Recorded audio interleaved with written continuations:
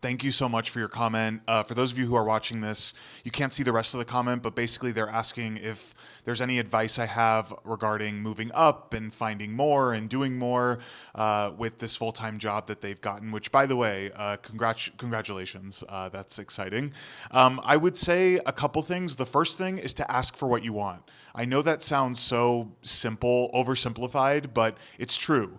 No one is a mind reader, your manager included. So you have to ask for what you want, or else no one's going to know where you want to end up either in your next step or maybe your North Star 1 or 2 or 3 years down the line. And so you have to practice for asking for what you want. At the bare minimum, what you're most interested in. And that could be field, industry, type of work, different projects you're interested in working on, anything to give your manager and leadership an indication as to where you see your career headed.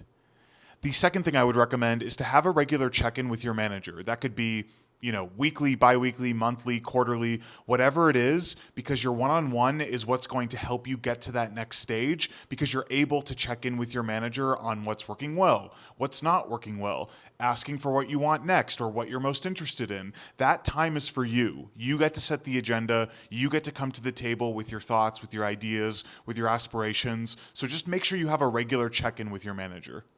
The third thing I would say is to, as much as you can, jump into projects where you get to work across different teams, otherwise known as working cross-functionally. Because when you work cross-functionally, you not only learn how other teams work, but you're able to develop skills in managing sometimes many cooks in the kitchen, many different ideas, but you also can execute on a project collaboratively. And to be able to work cross-functionally, I think is a really underrated skill. And selfishly for you, it might even give you insight into new opportunities for work, or maybe will force you into a certain area that you never even thought of working, but you find it very interesting.